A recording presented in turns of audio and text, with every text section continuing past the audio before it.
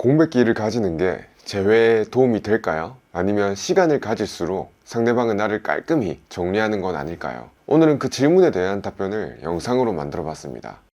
헤어지고 나서 일단 시간을 가져봐라, 존버가 답이다, 이런 조언을 한 번쯤은 들어보셨을 거예요. 소위 공백기라고 하는 기간을 가지라는 거죠. 근데 정말 이 공백기를 갖는 게 좋을까요? 냉정하게 내 상황에서 이게 도움이 될지 생각해 봐야 돼요. 이거는 어떻게, 왜 헤어졌느냐에 따라서 공백기가 독이 되기도 하고 도움이 되기도 합니다. 헤어지고 나서 재회하려면 무조건 공백기를 가져야 된다, 이런 생각으로 내 상황에 대한 객관적인 분석 없이 공백기를 가지게 된다면 정말 말 그대로 상대방은 마음 정리를 싹 하고 떠날 수도 있는 거예요. 공백기를 가지는 게 좋을지 아닐지, 또 공백기를 가진다면 얼마나 가지는 게 좋을지, 그거는 이별의 상황, 형태, 상대방의 성향, 그런 것마다 다 다르기 때문에 구체적으로 따져봐야 알 수 있긴 하겠죠. 그래서 불특정 다수의 분들이 이 영상을 보는 거기 때문에 제가 모든 상황을 다 가정해서 말씀드릴 수는 없지만 큰 틀에서 두 가지로 나눠서 설명드려 볼게요. 공백기를 갖지 않는 게 좋은 경우랑 공백기를 가지는 게 좋은 경우로 나눠서 말씀드릴 테니까 여러분의 상황에 대입해서 한번 고민해 보시면 도움이 되실 거예요. 이번 영상을 끝까지 다 보신다면 내 상황에서 공백기를 가져야 되는지 아닌지 아실 수가 있고, 공백기를 가져야 된다면 얼마나 가지는 게 좋을지에 대한 팁도 얻어 가실 수가 있을 겁니다. 첫 번째로 먼저 공백기를 갖지 않아도 되는 경우에 대해서 말씀드려 볼게요. 이때가 언제냐면 권태기처럼 상대방이 나에 대한 감정이 다 죽은 건 아닌데 상대방이 나한테 자주 실망감이나 서운함을 느꼈거나 얘는 나를 존중하지 않는구나, 나의 말을 진지하게 들어줄 만큼 나를 좋아하는 게 아니구나 라는 생각이 들었을 때예요. 이런 상황들은 상대방 본인이 더 이상 상처받기 싫단 마음으로 나한테 이별을 말했을 때인 거죠. 특히나 나를 진짜 생각하기는 했냐, 내가 뭘 말해도 너는 안 바뀌었잖아, 이런 뉘앙스의 말을 들으셨다면 그 사람한테 나에 대한 감정은 남아있을 수 있어도 우리에 대한 믿음이 깨진 상태인 거죠. 이런 상황에서 내가 알겠어? 너도 잘 지내? 이렇게 말하고 사라진다면 어떨까요? 내 나름대로는 2보 전진을 위한 1보 후퇴인 전략적인 행동일지 몰라도 상대방은 역시 나는 그 정도밖에 안 되는 사람이었구나, 이렇게 확신하게 될 수 있다는 거죠. 본인이 이별을 선택했지만 오히려 버림받은 느낌을 받을 수 있다는 겁니다. 물론 나에 대한 감정이 몹시 크다면 이렇게 내가 쿨하게 보내도 다시 돌아올 거예요.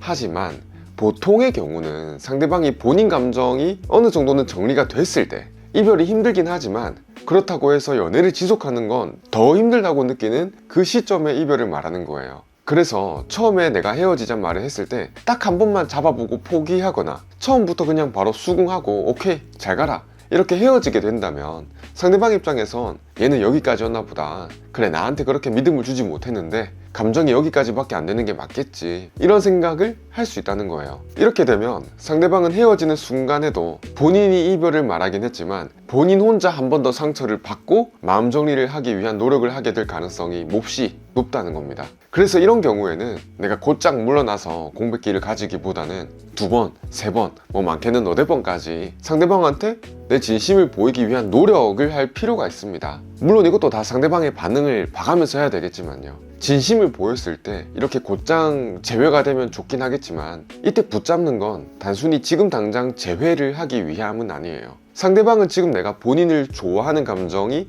그리 크지 않다거나 내가 본인을 존중하지 않았다고 느끼고 상처받고 힘들어하는 거기 때문에 우선적으로 그 마음을 달래주기 위한 액션이라 생각하는 게 좋습니다. 그렇게 상대방이 생각하고 있는 나에 대한 이미지가 오해일 수도 있다는 진심을 잘 전달하고 난 뒤에 그때부터 공백기를 가지는 거죠. 내 진심을 잘 전달하고 난 뒤에 물러난다면 시간이 점점 지나면서 상대방은 나에 대한 감정이 스멀스멀 올라오는 때가 분명 올 수 있다는 겁니다. 왜냐하면 헤어질 때 감정이 다 정리됐기 때문에, 나에 대한 매력이 다 떨어졌기 때문에 헤어지자 얘기한 건 아니거든요. 그럼 그때 돼서 상대방은 나를 생각했을 때 한번 믿어볼까? 내가 너무 매몰차게 거절했던 건 아닐까? 이번엔 좀 다를 수 있지 않을까? 이런 식의 기대가 생길 수 있는 거죠. 부정적인 감정이 회복되고 나니까 좋았던 감정이 슬그머니 고개를 들면서 스스로 합리화를 하기가 쉬워지는 상황인 거죠. 다음으로 두 번째로 말씀드리고 싶은 건 공백기를 가져야 되는 경우입니다. 이 공백기를 가져야 되는 경우 안에서도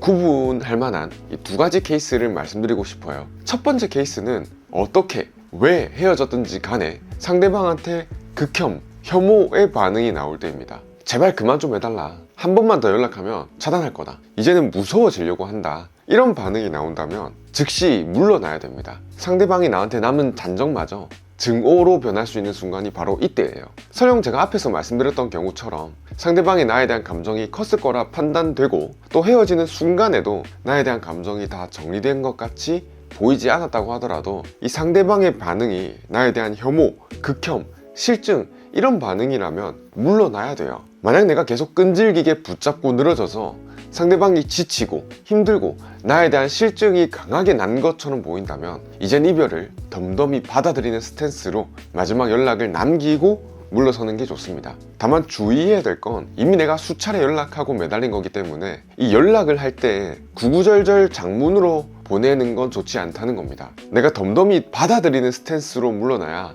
그나마 나의 이미지가 나중에라도 회복될 여지가 있다는 거죠. 그게 아니라면 마지막까지 본인 입장을 배려해주지 못했던 혐오나 실증의 감정을 느끼게 했던 사람으로 기억될 수가 있으니까요.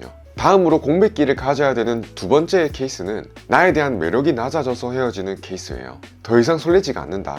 친구 같은 마음이다. 예전 같은 마음이 아니다. 이런 이별 통보를 받았다면 설령 상대방이 내 연락을 받아주더라도 그 연락을 이어나갈수록 역효과예요. 나한테 좋지 않다는 겁니다. 왜일까요? 내가 잘해줬던 모습으로 미화되고 상대방이 죄책감을 조금이나마 느낄 새도 없이 점점 나라는 존재가 이제는 그만 떨어져 줬으면 하는 그런 피곤한 존재가 될 수 있기 때문입니다. 만약 그렇게 징하게 내가 매달리지 않았다 하더라도 내가 계속 상대방한테 미련을 보인다면 상대방은 나의 빈자리를 느낄 새도 없이 오히려 더 여유롭고 덜 슬프게 나에 대한 마음을 정리할 수가 있습니다. 역시 얘는 계속 매달리는구나. 내가 나중에 정 힘들거나 후회되면 그때 다시 돌아가면 되겠구나. 이런 생각이 들면서 오히려 마음이 덜 힘들어질 수도 있겠죠. 특히나 나에 대한 매력이 낮아져서 헤어진 상황에서는 내가 매달릴수록 상대방은 자신감이 더 생깁니다. 자존감도 올라갈 수 있죠. 이 정도의 사람이 나한테 이렇게 매달리는 거 보니까 얘보다 더 괜찮은, 더 매력 있는 사람을 내가 충분히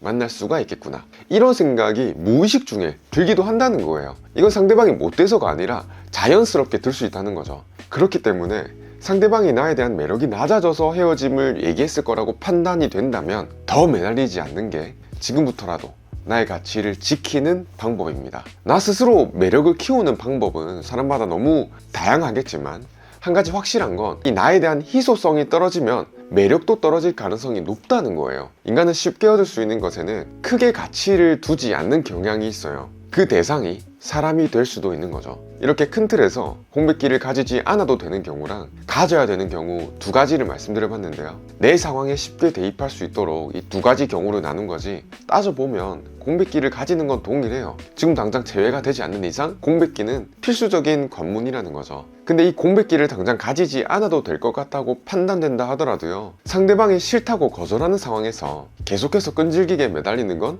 최악이 되겠죠. 지금까지 영상을 쭉 보셨으면 제가 오늘 공백기를 가지는 이유를 두 개 정도 말씀드렸다는 걸 짐작할 수 있을 거예요. 첫 번째로는 어쨌든 지금 당장은 나랑 재회하고 싶지 않아 하고 계속 밀어내는 그런 상대방한테 반복적으로 매달리는 건 스트레스만 주는 것밖에 안 되기 때문에 공백기를 가져야 되는 거고요. 처음에 내가 매달리는 게 스트레스지만 계속 매달릴수록 나란 사람 자체가 그 스트레스가 돼버릴 수 있다는 거겠죠. 그리고 두 번째로 말씀드리고 싶었던 그 공백기를 가지는 이유는 이런 공백기가 있어야 나에 대한 부정적인 감정이 줄어들 여지라도 생길 수 있기 때문이라는 거예요. 그 부정적인 감정이 줄어들어야 최소한 덜 방어적인 스탠스로 나랑 대화라도 나눌 수 있는 상황을 만들 수 있다는 거죠. 여기서 더 나아간다면 상대방도 나를 그리워할 수 있는 그런 시간을 줄 수도 있겠죠. 부정적인 감정이라고 해서 꼭 분노나 혐오 같은 그런 강렬해 보이는 감정만을 얘기하는 건 아니에요. 상대방이 지금 나에게 느끼는 감정이 질리는 감정이라든지 뭐 대화를 해봤자 바뀔 건 없다, 다시 만나도 똑같을 거다, 이런 전혀 신뢰가 느껴지지 않는 감정이라든지 이런 감정들 모두 상대방의 이별 결심을 굳게 만드는 그런 부정적인 감정이에요. 이런 부정적인 감정이 지배적인 상황에서는 내가 아무리 좋은 멘트를 짜서 날린다고 하더라도 그게 곱게 받아들여지기란 어렵습니다. 그래서 내가 단기간 내에 재회에 대한 이야기, 진심을 표현할 수 있는 이야기를 잘 전달했다면, 그럼에도 불구하고 또 거절당했다면 그 뒤로는 공백기가 필요하다는 거죠. 그럼 그 공백기란 시간을 얼마나 가져야 될까요? 이것도 궁금하실 거예요. 이걸 말씀드리기 전에 잠깐만 시간 내셔서 좋아요나 구독 한 번만 눌러주세요.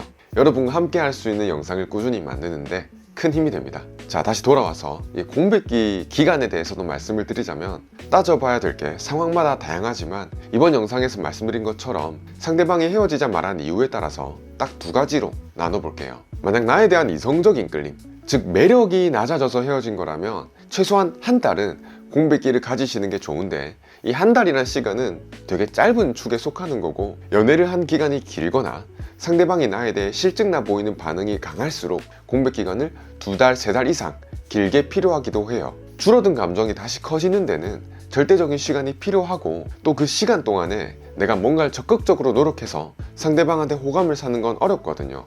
이미 나에 대한 마음이 떨어진 사람한테 내가 계속 연락을 취하거나 편지를 보내거나 겹지인을 활용하거나, 그거는 독이 될 수 있다는 거죠. 반면에 나에 대한, 혹은 나와의 미래에 대한 믿음이나 신뢰가 낮아져서 헤어진 경우라면, 앞에서 제가 말씀드렸던 것처럼 먼저 진심을 잘 전달할 수 있는 멘트로 잡아보시고, 그때도 안 된다면 짧게는 2주, 그 이상으로는 한 달, 2달 이내로 연락해보자고 말씀드리는 경우도 많습니다. 물론 미래 가능성도, 이런 이성적인 끌림도 둘 다 낮아진 케이스라고 보인다면 그 공백 기간은 더 길어질 수 있겠죠. 이렇게 오늘은 공백기에 대해서 말씀드려봤는데요, 이제는 아실 거예요. 상대방한테 아무런 연락도 취하지 않는 공백기라는 기간 자체는 필요한 경우가 많다는 걸요. 근데 그걸 받아들이지 못하고 나는 딱 한 번만 잡히면 된다, 한 번만 잡혀라, 이런 마인드로 계속해서 상대방을 붙잡는 건 웬만큼 나에 대한 감정이 살아있는 게 아니고서야 상대방을 더 지치고 힘들게 만들 뿐입니다. 나라는 사람 자체가 힘든 존재, 버거운 존재가 될 수 있겠죠. 물론 시간이 지나면 잊혀질까봐 이런 두려움이 들 수 있다는 거 제가 충분히 이해합니다. 하지만 진짜 잊혀지기 쉬운 존재는 계속 연락하는 귀찮은 전 애인이라는 점을 기억해 주셨으면 좋겠어요.